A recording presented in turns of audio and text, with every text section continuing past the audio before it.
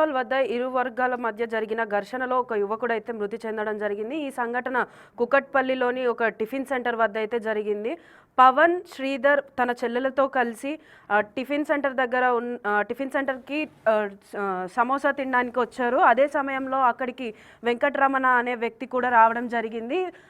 పవన్ వాళ్ళ చెల్లెలను మర్దలు ఎవరైతే ఉన్నారో వారిని కామెంట్ చేశారనే క్షణికావేశంలో వెంకటరమణపై దాడి చేశారు. సో ఆ దాడి సంబంధించిన సీసీటీవీ ఫుటేజ్ కూడా మనం బిగ్ టీవీ స్క్రీన్ పైన చూడొచ్చు. సో వారిద్దరి మధ్యన జరుగుతున్న ఘర్షణ ఏదైతే ఉందో వెంకటరమణని కంప్లీట్గా కింద పడేసి అయితే వాళ్ళు కొట్టడం జరుగుతుంది.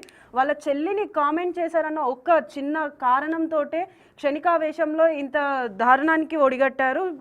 స్క్రీన్ పైన మనం చూసుకున్నట్టయితే కూడా వాళ్ళు ఎక్కడో లైట్ వెనుకలో ఉన్న వాళ్ళు అక్కడి నుంచి ఘర్షణ పడుతూ కూడా మనకి ఇక్కడ ముందు వరకు కూడా వచ్చారు. సో ఆ సమయంలో పవన్ ఎవరైతే ఉన్నారో ఆ పవన్ అక్కడే ఉన్న చపాతీ కర్రతో వెంకటరమణ తలపై కొట్టడంతో వెంకటరమణ అక్కడ కాసేపు అదే విధంగా సంఘర్షణ పడిన తర్వాత ఎవరి ఇళ్లకు వాళ్ళు చేరిపోయారు.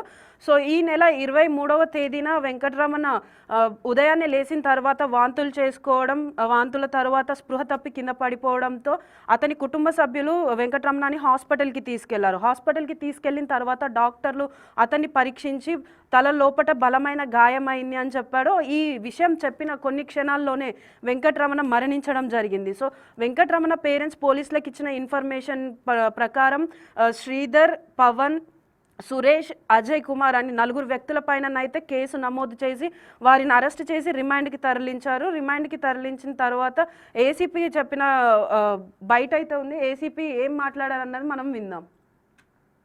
2024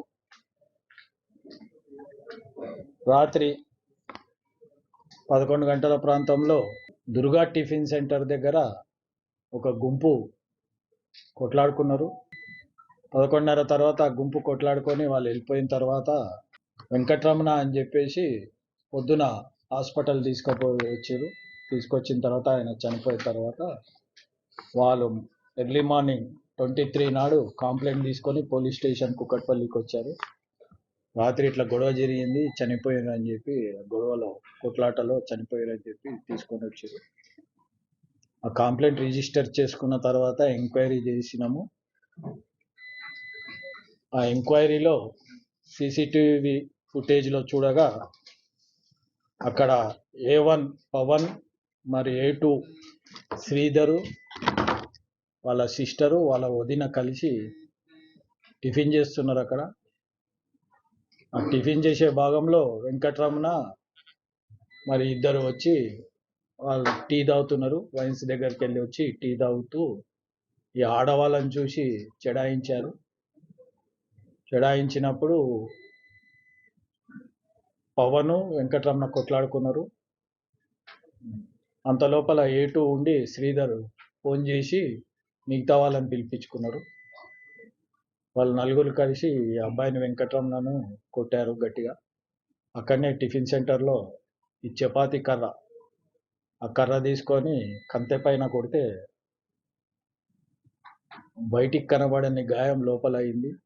అక్కడి నుంచి మేనేజ్ చేసుకొని అందరూ వెళ్ళిపోయారు. వెళ్ళిపోయిన తర్వాత నైట్ పడుకున్నాడు. పొద్దున్న లేచినాక ఈ వెంకటరమణకు వామిటింగ్స్ అయ్యి బాత్రూంలో కింద పడ్డాడు. వెంబడి వాళ్ళ తల్లిదండ్రులు హాస్పిటల్ తీసుకపోతే బ్రాడ్ డెడ్ అని చెప్పారు. ఆ కోణంలో SHO గారు ఆజం, నవీన్ అనే టీమును పెట్టి సీసీ కెమెరాలు వెరిఫై చేయగా ఆడ కొట్లాడుకునేది నిజము. ఆడ జరిగిన విషయాన్ని తెలుసుకొని ఈ అక్యూజ్డ్లను ఐడెంటిఫై చేసి ఈ 4 కస్టడీలోకి తీసుకొని ఈరోజు రిమాండ్ చేయడం అయింది.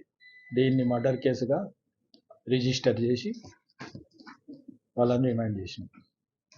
పోలీసులు తెలిపిన వివరాల ప్రకారం చెన్నబోయిన పవన్ని A1గా, చెన్నబోయిన శ్రీధర్ A2గా, భానోత్ సురేష్ A3గా, గుంట్కా అజయ్ కుమార్ A4గా వీళ్ళ 4పై కేసులు అయితే నమోదు చేసి వాళ్ళని అరెస్ట్ చేసి రిమాండ్కి తరలించారు. సో వెంకటరమణ పేరెంట్స్ ఎవరైతే కంప్లైంట్ ఇచ్చారో వాళ్ళు ఇచ్చిన కంప్లైంట్ ఆధారంగా సీసీటీవీ ఫుటేజ్ని చెక్ చేసి దాని తర్వాత ఈ నలుగురే అతన్ని ఘర్షణలో గొడవ పడిన ఈ నలుగురే ఆ హత్యకి కారణము అని చెప్పేసి పోలీసులు వాళ్ళని గుర్తించి వారిని అయితే అరెస్ట్ చేయడం జరిగింది. సో క్షణికావేశంలో చెల్లిని కమెంట్ చేశారని ఏం ఆలోచించకుండా ఈ యువకులు ఇలా చేయడం వల్లే అతను హత్యకు గురయ్యాడని చెప్పేసి పోలీసులు కూడా తెలుపుతున్నారు.